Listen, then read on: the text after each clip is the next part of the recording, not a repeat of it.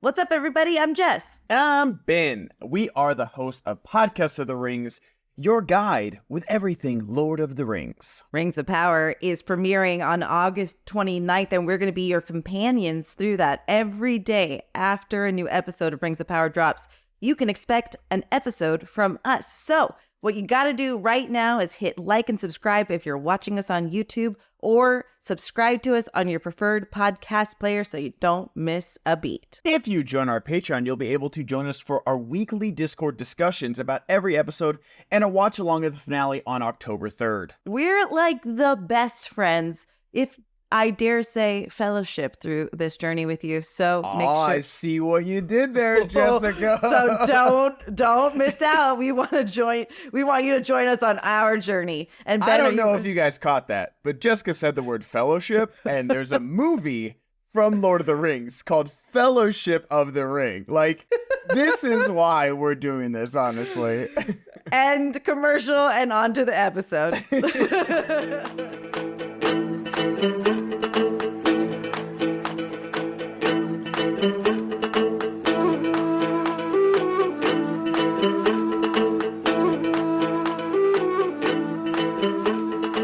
In the end, the shadow is but a small and passing thing. There is light and high beauty forever beyond its reach. Find the light, and the shadow will not find you. R.I.P. Bronwyn. And you know who the other quote is from? What? Adar. What a unfortunate thing for that actor to have to step in and do, honestly, because Joseph Malway is so... We've said it a million times on our rewatch of season 1 how great he is. We were rewatching and recapping season 1 knowing that Joseph Malway isn't going to be in this season, and it's just a rough position for this actor to come in. And yeah, and it's almost like they're kind of giving him a Joseph Malway face, and I wish they wouldn't have. Just let him be a new bro. Like have him called Adar. And even, they just did it in the MCU with Harrison Ford taking over for the guy, the dead guy. Yeah, the dead. I can't think of his name right now. R.I.P. Yeah, but they've done it twice where they recasted Terrence Howard, and Don Cheadle comes in. He's like, "This is me. I'm him. Deal with it." And then this time he's like, "Oh, Mr. President, I like the new look." And he's like, "Oh, they said shave the mustache or lose the election." Like, no one's gonna bat an eyelash. No. Recastings happen. Obviously, death happens. But it's like, so you have to do it for one reason or the other, and if you're not going to release why you recasted them, then just make it a new orc. I don't know. Well, no, man. Joseph left, I believe. He left the program real early, and whether that's because he didn't like it or not, I think he remained silent. But we know about him to be a real consummate actor. That guy did 6 miles hard running before each take or whatever. So He was a heavy hitter, and I have my opinions as to why he left. But what we're here to do today, on the week of Season 2, Rings of Power premiere, is to talk about our hopes, our wishes, our dreams, our disappointments, what we think now that we've gotten basically every trailer under our belt, and just kind of talk about the state of the Rings of Power fandom just a little bit before we set out on our journey. And as we said at the top of the podcast, we're going to shift our release date, which is normally Tuesdays, to Thursday in order to accommodate to Friday, in order to accommodate for the Thursday release of every episode. So now through October 3rd, we're yours, baby. We're doing the darn thing. We are. Well, Jess is going to be working overtime because we're going to watch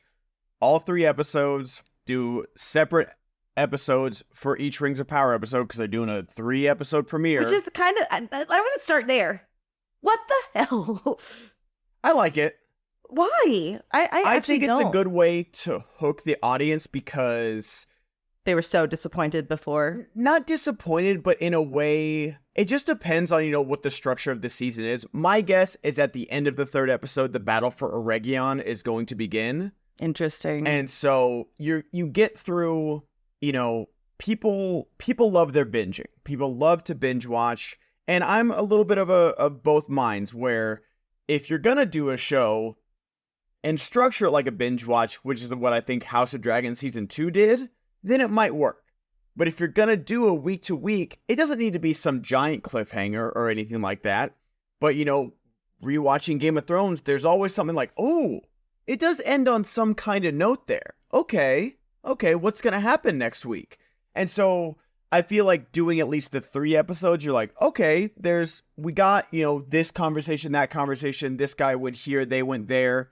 Let's watch the next episode and see what happens. Right. And then maybe, 4 through 8, there is a big cliffhanger. They win the Battle of the Night, and then Elrond looks over and you see Adar and the orcs coming out of the forest for round 2 or something like that. Cut to black. Yeah. I don't know. So like I feel like WandaVision was a perfect example because, that was the first MCU television show. We were all in the pandemic and everyone was just fiending for content.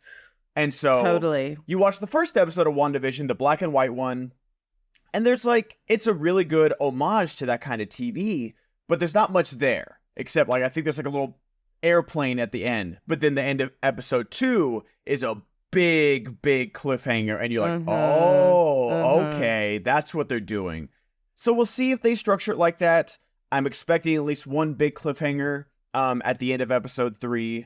But I like it is tough for, people like us that, do this, but I think it's good. Maybe that's what I'm feeling.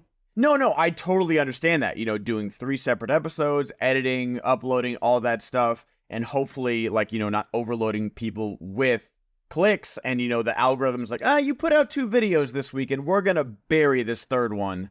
So it definitely happens, but I understand why they're doing the 3 episodes. I also thought it was stemming from hey, you guys didn't put a lot of faith in us last season, and let us show you kind of where we're heading. We're not going to make you wait to see all that we've accomplished, because as far as the trailers really have gone, they've convinced me that this is a banger season. Yes. And I also this is where my hindsight has changed multiple times. When we were doing the rewatch and doing episode by episode, I was like, God, this really can drag. This really does. But thanks to you guys and your comments, I really do now see it as a prologue. Here are all the things you need to know. Let's live in Middle Earth. Let's see what the status of the world is. And now we're going to really throw a wrench into it. I think one of the most important things you brought up, and a very valid criticism of the first season, was nothing was right in Lord of the Rings, or in Rings of Power. Nothing. Everyone had a hard time. Even Numenor, which is supposed to be this glorious world, no one was having a good go. Now, I'm just thinking of this now, and maybe other people who are smarter than me have already thought about this.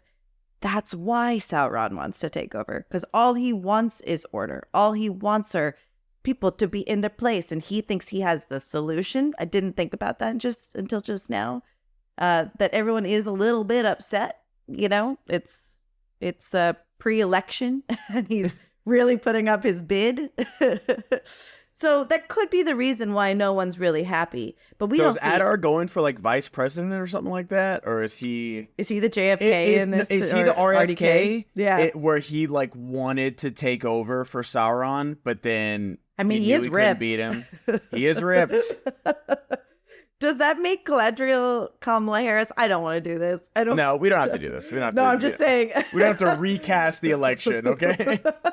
We were doing, if you are only joining us just for Rings of Power content, Ben and I, in waiting for Rings of Power, we're doing what we called Beyond Middle Earth, where we watched all the best works as voted on by you, the viewer, of the Fellowship cast. So we, at the second half of those episodes, we'd recast everyone but the main character. If let's say it was Galadriel, aka Cate Blanchett, we'd have to recast everyone in Thor Ragnarok with actors from Lord of the Rings. So Great that was times. fun. It was a really good time. We left Billy Boyd in the dust because, man, there's really not a lot to write home about there. Yeah, I do. If we could talk about that just for a second, sure, why do you think it didn't happen for him? Billy Boyd? Because, the least you could say, probably second of, didn't happen for him is probably Dominic, but he was on the biggest television show in the 2000s, and right. I feel like the only reason it's not looked at as one of the greatest television is because of the writer's strike. That was the only, like bad thing that happened to Lost was that right in the same with like Heroes. There's plenty of shows you could point to of why it didn't work because of that strike. But Lost is definitely like the prime example that everyone points to. So why do you think it didn't happen for? Well, it's a great question, and I'm going to only be able to answer it from the perspective I have as an actor. Actors do best, to their chagrin or success. Some people resent this, some people lean in when they operate within the confines of their type. Now, you might say that that's limiting, but if you can blow that out on a bigger scale, a great example is like Kathy Bates.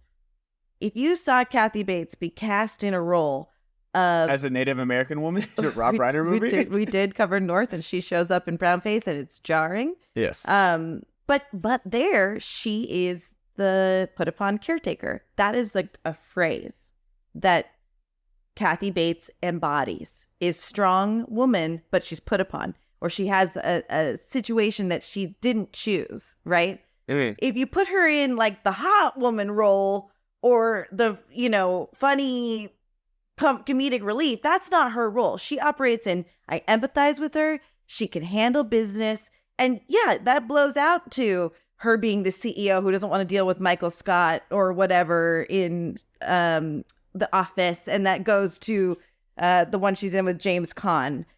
It would be the same as if you like put Tom Cruise in a nerdy role. Those movies don't do well when you're like, God, I just don't believe you as that dude. So there's possibility. This is also not my theory. A lot of branding and a lot of thought has gone into this. And when you operate in your wheelhouse, you're more successful. I have a feeling Billy Boyd either didn't embrace what he brought to the table, which was this goofy, kind of short, Hobbit-esque dude. Like, he definitely got pigeonholed as that for sure. And he was trying to operate against the grain as something like, here's the thing, you're an actor, you can do any role. We're capable of that. He could play King Lear with the right director. So as an actor, your ego's going, but I don't want to just play like a hobbit. If you want to be successful in Hollywood, you gotta. So that's my thought is maybe he bucked that. And that's the thing is that like, I feel like he had to be getting like bad advice from somebody.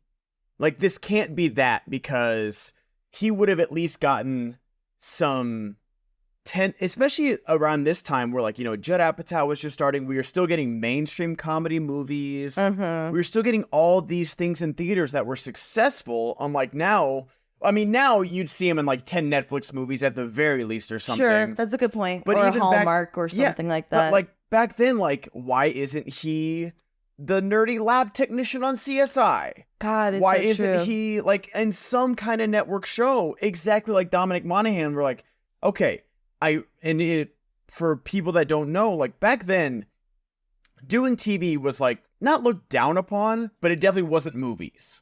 There was the delineation of like, oh, you're a TV actor? Okay, dude. Like even George Clooney, they're like, can he make the jump? We don't know.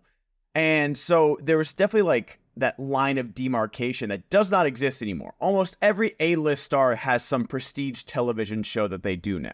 Especially if they want to work. Like a Nicole Kidman, right? Like she's got to do TV. Nicole Kidman, Jake Gyllenhaal, like I feel like Matthew McConaughey and Woody Harrelson was kind of like the first one of like, oh, Matthew McConaughey just won an Oscar and this is his next thing he's doing is True Detective? Okay. Right. But like, I just don't, he had to be getting bad advice of someone that's like, no, you don't, like, I feel like someone told him, you don't want to get pigeonholed, wait for some serious dramatic role, try and, buck the trend or something. And then when the phone calls just stopped coming, that was it. Because it's really so strange to me that like he didn't do like anything. It's possible he also didn't want to. It's very also possible. Because he might just be going, man, that's a heck of a paycheck. I just spent, 4 years of my life doing the coolest thing possible. But did they? Because wasn't there like a quote like just the other day of Cate Blanchett saying like, we got free food and that's basically all we got from Lord of the Rings? Like, I think I got to keep a prop or something. To this day? Let me see. I thought I saw that. Because you're right. I did see that too. But I got to imagine there's some sort of residual built into it. I mean, it'd be curious to listen to Friendship Onion and see what he thinks. I'd like to, honestly. Because at the end of the day, too, he also walked away with lifelong friends, you know? And so I have to wonder who, if he was getting advice like that, who was giving him advice? Was it an agent or something like that? I just think he didn't know what lane to operate in, ultimately. Yeah. Cohen asked about her biggest paycheck, which she guessed was for Lord of the Rings. She replied, quote, "Are you kidding me? No one got paid anything to do that movie," end quote. It's possible that she means for doing that, maybe not post. I wonder if there's post things. They might have gotten some back-end deal, but I don't know. Quote, "No, that was way before any of that. No, nothing. I wanted to work with the guy who made Brain Dead. I mean, I basically got free sandwiches and I got to keep my ears. No one got paid anything." Whoa. Okay, maybe you just have the legacy of being the hottest elf on the planet then, you know? Or the dorkiest. And that's the thing, is that I feel like, you know, for Sean Astin, he got his biggest roles before this movie. So like he was fine, and then I don't know.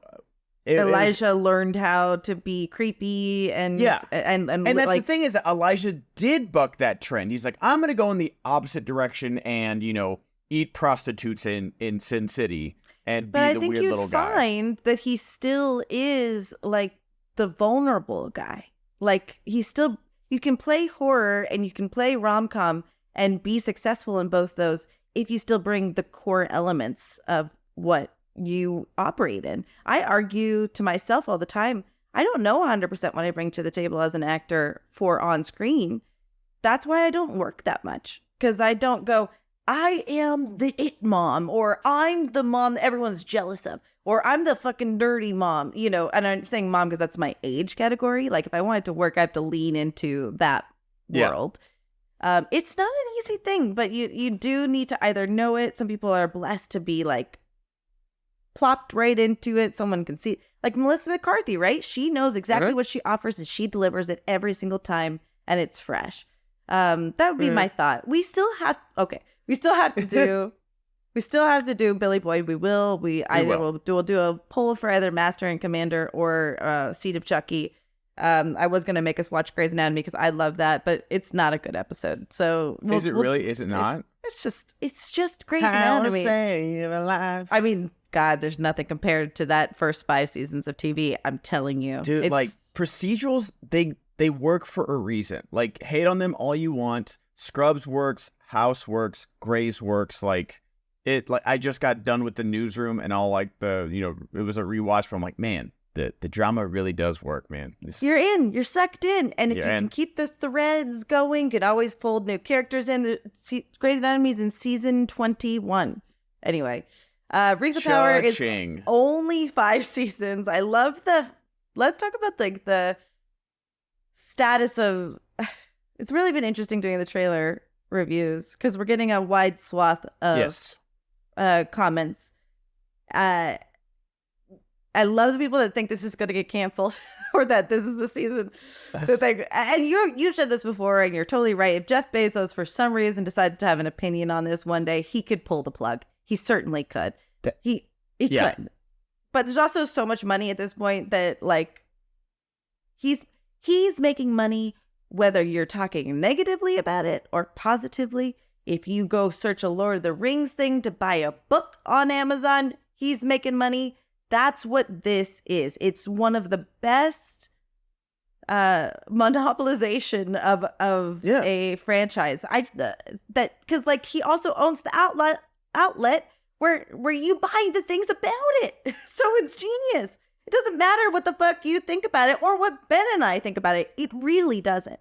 No, he's got the game fixed 6 ways from Sunday. Mm-hmm. Like every arrow points to profit right now. Oh, but we've seen so many shows just like that do well even in the first season. And that's the thing, is that I don't know if it's true that like negatively or positively they're winning, because you could say that about literally The Acolyte, and Disney's like, nah, we're good. Yeah, but they don't control the source of how you. I mean, they do, because you can go to the Star Wars land or whatever. I think those kind of TV shows, just in general, there's Star Wars fatigue. I think Lucasfilm is just like possibly one of the worst run companies. It's not Lucasfilm anymore. It's only Disney that's churning this out. Look, they like the name Lucasfilm. Yeah, it's like Pixar and Disney. It's still a separate like. Okay. The parent company is Disney, but like they do have like their own stuff. It's the same with like Kevin Feige's the head of Marvel. Lucasfilm owns all its own. It doesn't. I'm sorry. Lucasfilm still makes its own content, but anything that's made as Star Wars right now is Disney, and I think Lucasfilm is being shown at the front like as a courtesy because it was purchased from the Star Wars was purchased from Lucasfilm. It's still it's a different thing. Like it's still a different production. I misunderstood it then. Yeah, but I just think they're doing like a bad job. Like even like you look at this where I feel like Amazon's doing a better job of like insulating their actors and protecting them from a lot of like the vitriol that the internet can bring. Sure. And Lucasfilm isn't doing that. Even like in a weird way of like the South Korean actor from Squid Games was the lead in The Acolyte. Oh, okay. And he was kind of like the one thing that Lee Jung-jae, he was like the one thing that everyone was like, yeah, he's really good though. No matter, like, I feel like no matter what your opinion was Manny Jacinto good? He wasn't bad. I don't know. It's the same thing we were talking about. I only got The Good Place in my head. I think he did a good job, but like, I was still ready for him to be like, "Whoa, do you want to talk about the Jacksonville Jaguars?" And that's not like his fault. It's because he was so good in The Good Place that I'm just like, man, I've still got that. It's the Michael Scott thing. Like, it's going to take a minute before I believe Steve Carell is like a dramatic actor. Totally. But he did it because he kept at it and picked really good projects. And I'm looking forward to that for Manny Jacinto as well. I hope he gets more opportunities. He's extremely good looking, that's for sure. I mean, that was basically my main takeaway. I was like, okay, you could take off your shirt some more and show us those. Yeah, insane. Totally. But even then, Lucasfilm like released this article saying like, oh, well, Keanu Reeves was the first choice. And it's like, why are you feeding the trolls? Why are you doing this to like even say like, oh man, we could have had Keanu? And I think even Leslie Headland came out and said like, no, that he was like Lee Jung-jae was the first choice that I had. Why would they ever say that? And that's the thing is that like, it feels like Lucasfilm is like purposely, they're like, oh, okay, we know we're going to listen to those Star Wars fans with the way The Last Jedi was completely basically retconned in The Rise of Skywalker. And then with this cancellation and then going above and beyond with like it was almost Keanu Reeves. That's so upsetting actually, because it's just giving credence. Yeah. It's very frustrating and super strange. So when it comes to Rings of Power, I do think Amazon's doing a better job. I've been loving the marketing, and I honestly, like, I'm a middle-aged white dude. I get, like, the best and worst of the internet. I get, like, a pretty big Venn diagram simply because that's the algorithm that is being pushed. Right. And that even in I've blocked plenty of things. I've said not interested on YouTube. I've said not interested on TikTok, etc. And it still comes through.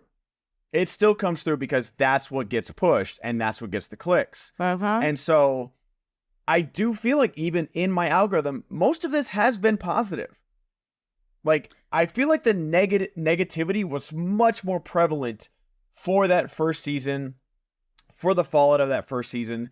Because even if, I'm with you with the prequelness or the prologue-ness of the first season, but then you look at the other prologue, which was House of the Dragon season 1, of just like, okay, we're going to do a bunch of time skips. They're kids. Now they're adults. Now we're doing this. Now they've been married for 3 years. Okay, they got kids.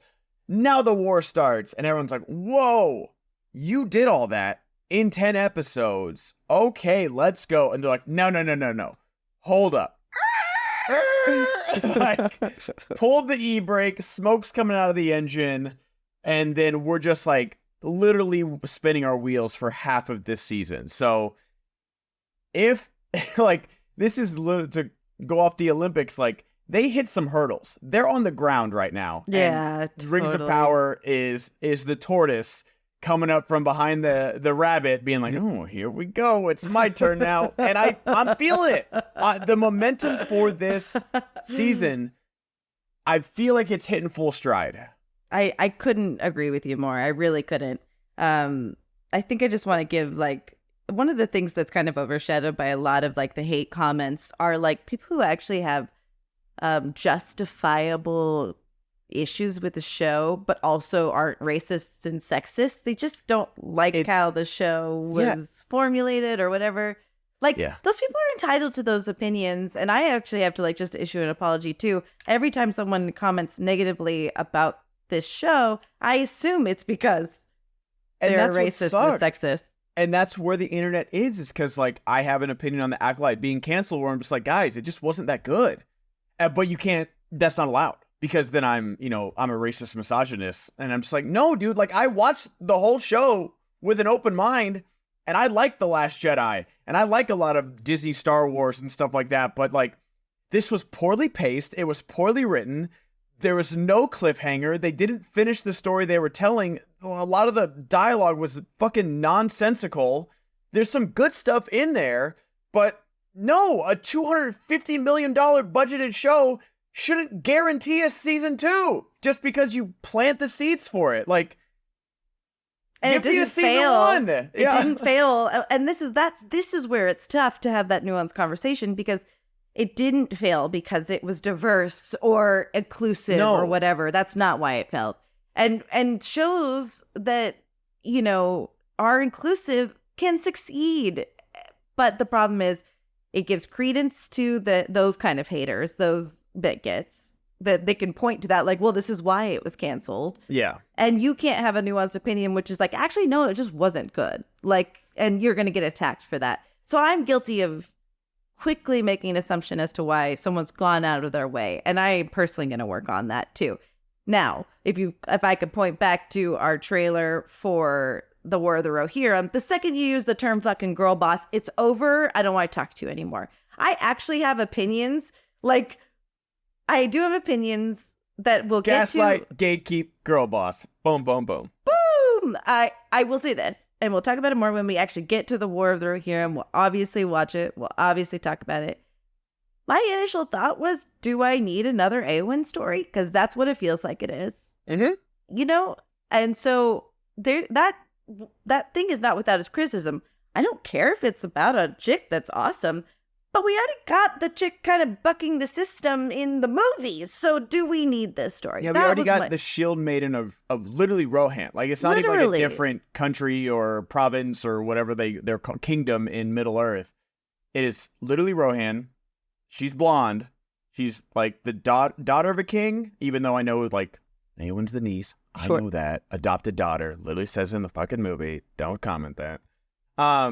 But it does feel very similar. And this is coming from an anime fan that was like hyped that it was an anime. So like, it's probably going to be good. It's probably going to be good. I hope it's good. I want it to be good. Like, right. I like Rings of Power, but I miss Lord of the Rings on the big screen. Totally. You're talking to a guy that defends the Hobbit movies. Like, I want to see this on the big screen.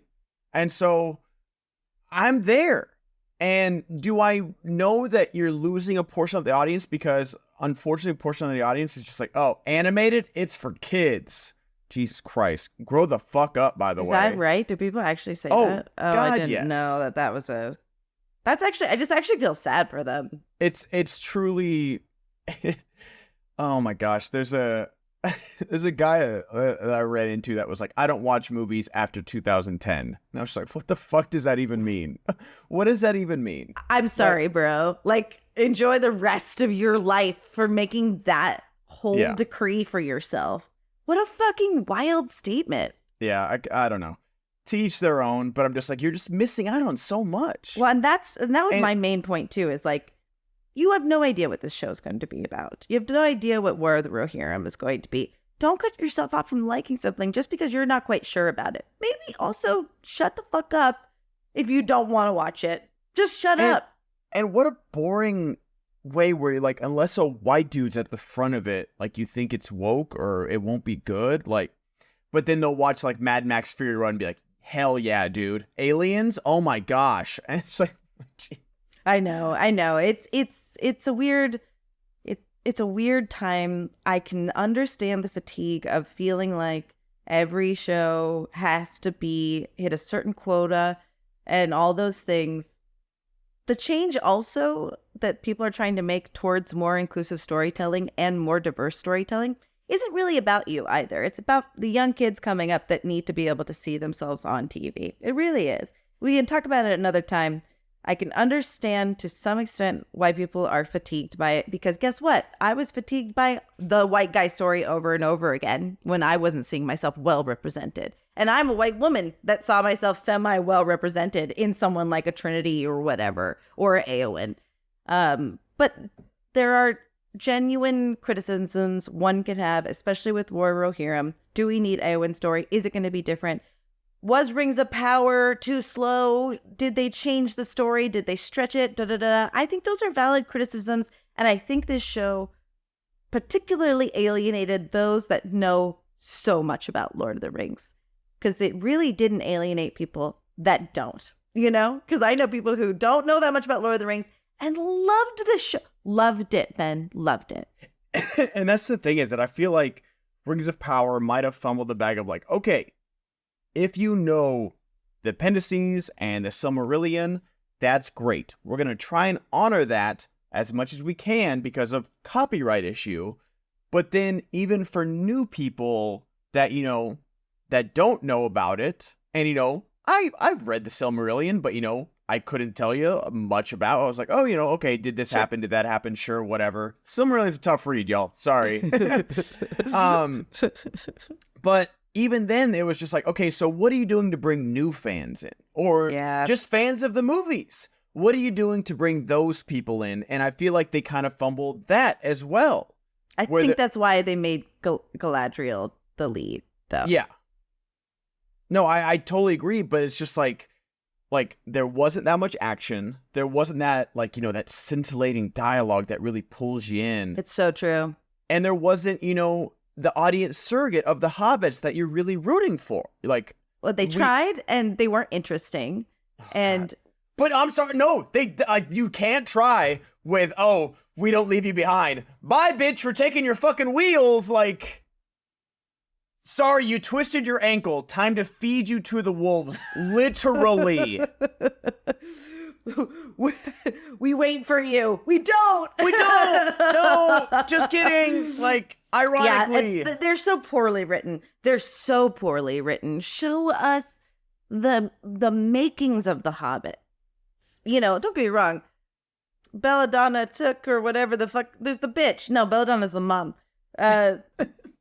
What a line. The bitches that wanted the bitch that stole the forks and wanted to get rid of. There are nasty hobbits out there. Oh, yes. The Saxville Bagginses. They're bad. They're bastards. So there's shitty behavior, and that's going to happen when you live in a small community. But fundamentally, these people are built on their credence, their motto that they say, "We wait for you." Meanwhile, they're just like, he's 10 feet behind us. Should we club him in his other leg and then take his wheels and leave his entire family to be murdered? 1,000. Tough decision. It says it in our Harfoot Bible that's what we should do. Actually, the almanac is saying this is probably what happens to your family. Yeah. It's wrong. It's all wrong. You can't make us empathize with these people. There's nothing to. You know what? I'm gonna put this flag in the ground. If Nori had said, "What the hell is wrong with us?" Yeah. She could have been an even more interesting protagonist. She really could have. And honestly, we've been reposting our season 1 review in preparation for season 2. So that's the thing, is that we're not. I'd love to be paid by Amazon. Jeff Bezos, if you're listening, I will lie about how much I love this show. Unabashedly, for money. All right, clip it. Clip it. But we have plenty of criticisms about season 1. Things we wish we would have seen, characters we wish we would have grown more attached to, things we wish we would have happened. But that doesn't lessen the fact that, you know what? We're going to go into season 2 with an open mind. I'm sorry, the trailers are good. Argue with a fucking wall if you think the trailers are bad. You could not be interested. You can be like, oh, you know what? Season 1 didn't do it for me. There's way too much good television and good movies out there. I don't have time for this. See, there's legit reasons why you shouldn't watch season 2. And that can be your own. You can't fucking say it's because the trailers were bad. The trailers fucking ruled, and you know it.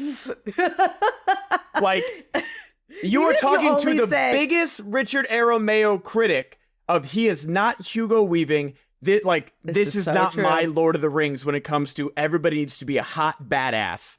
I'm sorry. He is a fucking hot badass in these trailers. It's so true. I wish I had it in me to hypercut all the times you spoke poorly about baby daddy, baby girl, Elrond. Yep, I'm here for it. You know what? This is what I admire about you, and this is the level to which I esteem most people and why I choose to keep certain people close. If you have the ability to say, I was wrong, I don't know. It doesn't get much better than that. It doesn't get much better than that.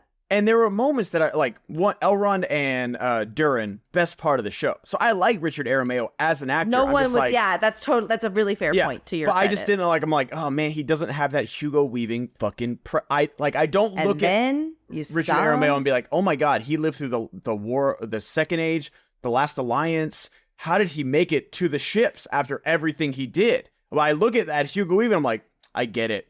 I didn't see that in Richard Aramayo. I see it now. Which is why we're growing with them, Ben. Yes. Which is why, because this Elrond hasn't. He's gone through some trauma. This Elrond, why the hell did that get brighter? My light, if you're watching on YouTube. Oh, yeah. It's not supposed to do that on its own. But then when he turns that knife, when he's like about to fight the barrow wives, barrow wives. The Nazgirls. Jessica's trying to woke up the Lord Power over here. No, I'm about to create a fucking Bravo TV show. The Real Barrow Wives. I would absolutely watch The Real Housewives of the Shire. Because they gossip. There's nothing else to do but gossip in the Shire. Oh my God. But I think it would be instead the house husbands. I think they would be the ones that gossip because the women are like keeping it down. They're keeping the kids down. They're too busy. They're working the taverns. That's what the gossip would be about. Like, all you see is men rolling a pumpkin down the street and then going to the Green Dragon. Oh my God. And then you get like an elf walking through your town and everyone's talking about it. Holy, Ben, you just created a whole new subgenre. I'm there for it. Because like even when Bedelia, like she walks in with like her 10 kids, I don't see the husband there. Where's he at? He's probably 9 pints deep of Gaffer's old ale over there while she's got to babysit the kids at the party. Can you imagine the talking heads on those alone? Jesus Christ, this is so exciting. This is such a great idea. All right, let's pivot now that we kind of have like gotten on the level with y'all, especially if you're just finding us. We are not without our criticisms of Rings of Power, but we are on like the hopeful tip. We really are. What are we hoping to get out of this season? It can be like as specific as I want to see Galadriel and Sauron kiss. It could be open, like I just want to feel like I like this show. What in general do you think you're hoping out of all this? It's a heavy sigh. It's a heavy sigh because like I feel like a lot of people don't know that this is going to be 4 seasons of our main characters getting their asses kicked. Like Sauron just wins for an age. Yeah, that's a really literal age. That's a really good point. And that's how I'm wondering how they're going to do time skips in this if they are, because where's this? I don't want to like jump to season 5 finale or something like that, but I'm wondering like what the end goal of the show is. Is it the Last Alliance? Because that's not for a couple thousand years, right? Am I wrong in that? I could be wrong. I don't know. Yeah, well, I think they truncated so much of this time that I wouldn't even hold it to that at all. But it's like, is Sauron gonna rule for like 20 years, like or something? Like, I don't know. It's a weird thought to have, but I feel like this show is going to be, I think what they're trying to do here is like, I know we called season 1 a prologue, but I feel like they want to have like their Empire Strikes Back right now. I think our characters are going to be lost. I think they're going to be scattered. I think they're going to get their asses kicked. And, maybe in the finale, it's going to be like, oh, here's our mission. Here's how we can, fight back after losing a Region, I don't know if Numenor falls this season. Maybe not. Maybe that's season 3. I think that's season 3. That's a really good point. Yeah. So that's maybe a really good question. Maybe they end up in Numenor and be like, okay, here's where we'll strike back from a place of strength, Numenor, and everyone's like, like, because Anatar goes to Numenor. He needs to go back. Pharazôn needs to take over and declare himself king. All those kind of things. Yeah. So you're right. Like, we're probably building to whatever new wig Halbrand's gonna wear in season 3. Will he wear wigs? Will he wear wigs? For they were fooled. For another wig was made. It's so fucking good. That might be top 5 comments of social media ever, like in the history of YouTube comments. It's so good. It's really good. So yeah, I think you're right. Probably Numenor is next season, because you can only I think the fall of Eregion is the big thing this year. I don't. Then think everyone scatters. Then the War of the Last Alliance is the final season. Yeah. So yeah, I think I want to get to know these characters. Is Theo Arondir's son? Oh. I think we find out this season. Oh, I really didn't believe that, but okay. I really am gonna miss Bronwyn, because I need a good love story, and right now we don't have one. Like, you can have the sexual tension of Sauron and Galadriel. I'm here for it, and the sexual tension of Sauron and Celebrimbor. He's just got haters gonna hate. Haters gonna hate. You can't deny it. You know what? He's a deceiver, and sex sells, baby. But Sauron's basically like an OnlyFans girl, but he's just pretending to have relationships with everybody and just giving them money. You know, I there was one creator that I followed on OnlyFans because I was like, they get down. And then I started becoming too jealous. This was before Alex. I was becoming too jealous because they were with so many multiple other creators to create their content. You parasocial mofo. Well, I just wanted it either to be one that they were with, and or you. No, not necessarily. I wouldn't have gotten down with them, but I liked watching what they did and how they did it. But I felt sick to my stomach that it was with multiple partners.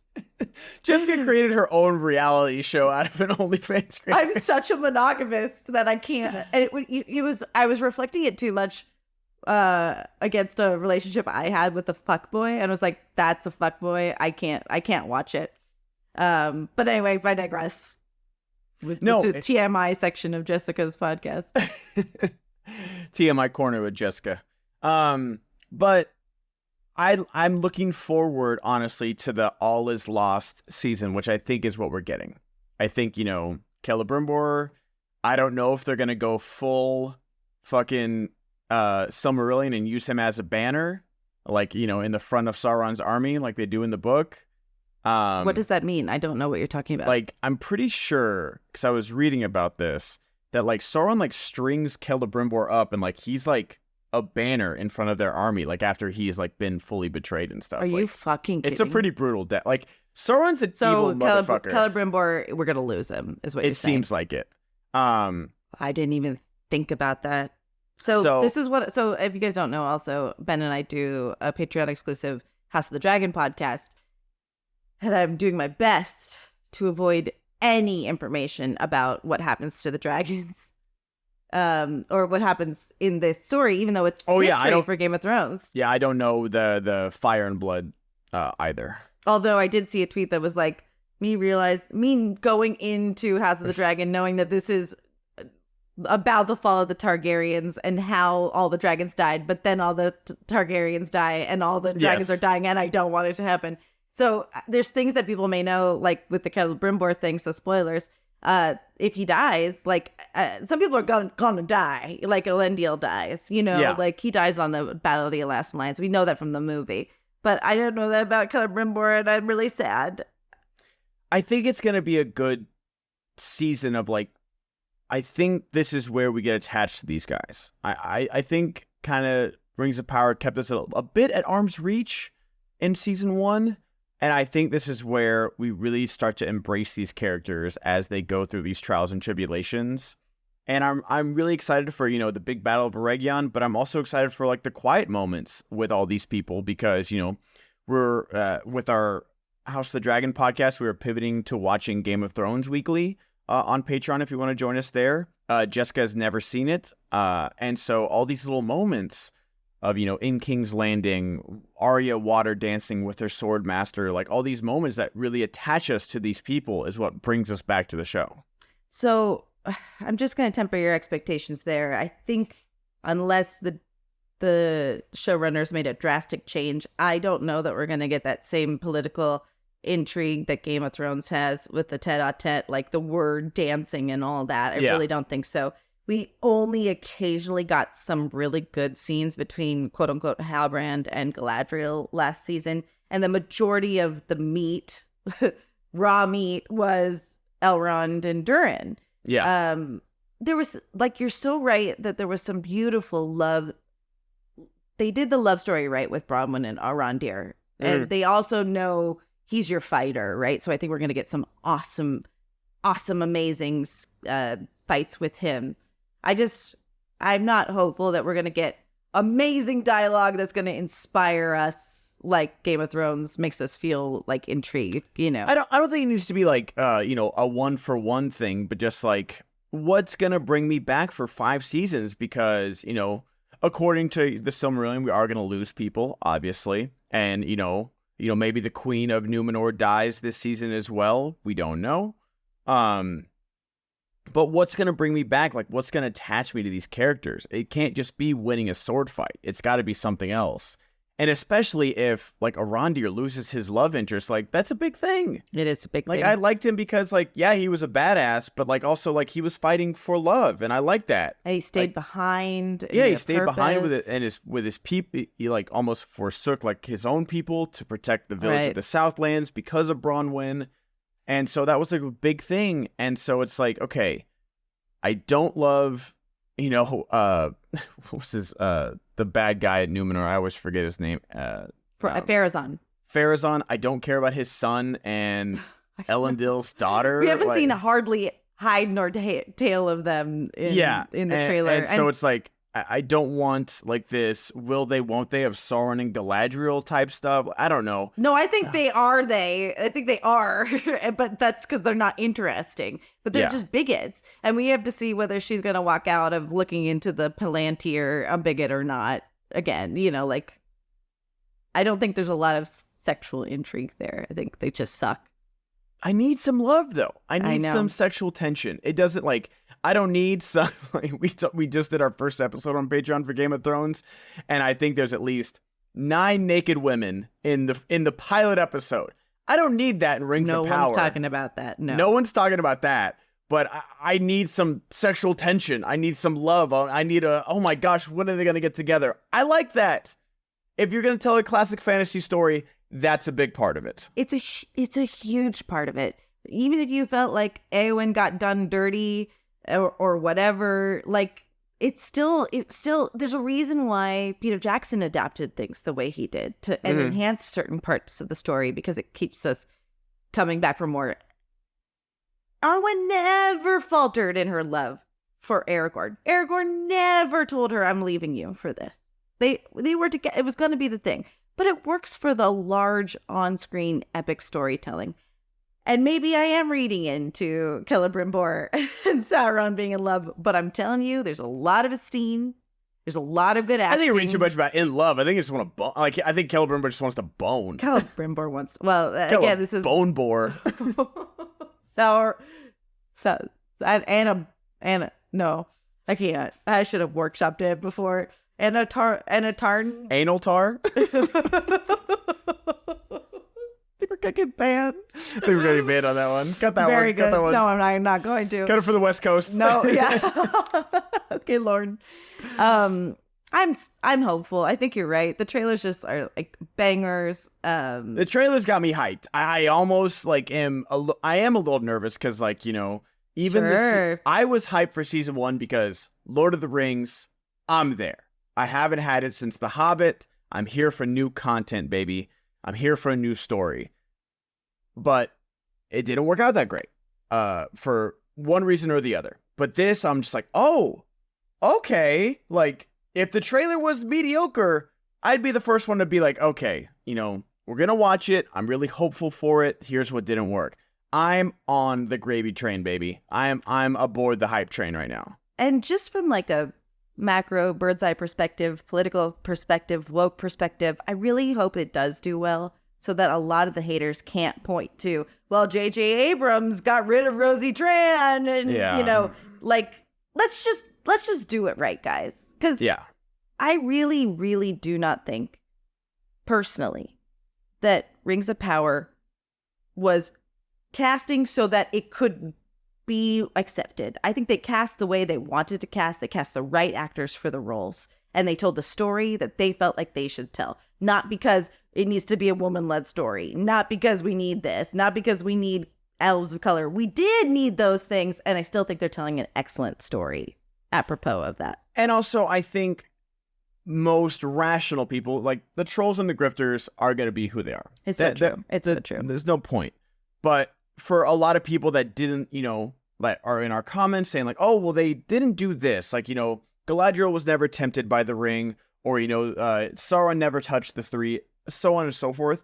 Those are valid criticisms. I think if the way they tell it works, people will be okay with it. Exactly what you were saying with Aragorn and Arwen, you know, how much they changed Aragorn in the story. Aragorn was about that life in the books from day one. Ready to take up the mantle. He had the shards of Narsil when he met the hobbits at the Prancing Pony. Like, he had it on him. Like, he was just there. They got the sword fours before the fellowship fucking began. Like, he had it from day one. He wanted to be king. But the story in the movie worked because of the acting, because of the writing, and everything Pacing, came together so well. So I do think that if they change a lot of this story, if it's told well, if it's acted well, people will be okay with it. Rational people will be okay with it. Yeah. And perhaps those things were tough to swallow because the pacing was also tough to swallow. Mm-hmm. I think when you and I come back to this in 18 years to talk about it and look at the whole series as a whole, because we rewatched it, we will see the bigger picture. I really do think so. Because right now, it's kind of hard being in the middle of it, but you have to consider that too. Yeah. Are they building something to stand the test of time? Awesome. But also get us to love it now. I'm hopeful that they're going to, and that they figured out what they needed to do.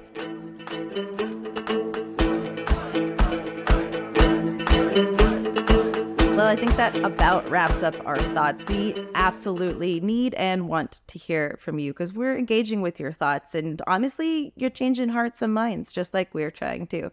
Be the change, people. We are going to be your fellows in this journey during the Rings of Power season. Be your fellows on this ship. Oh, snap. If you sign up for Patreon now, you can get exclusive access to our House of the Dragon podcast and our brand new Game of Thrones podcast if you're just dying for more content. We're not able to get these episodes out any sooner than Friday after the episode of Rings of Power airs, so that's going to be our way to say thank you for supporting us there. Don't forget to hit like and subscribe if you're watching us on YouTube, guys. It costs you nothing and helps us out in a long way. Leave a comment about your predictions for Rings of Power Season 2.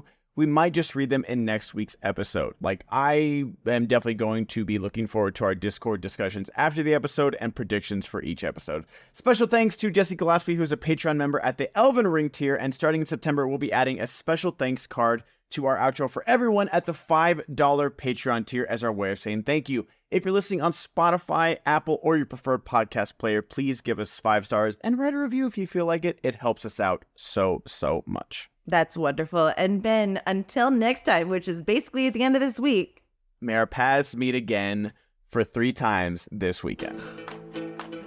I don't know how to stick it with it.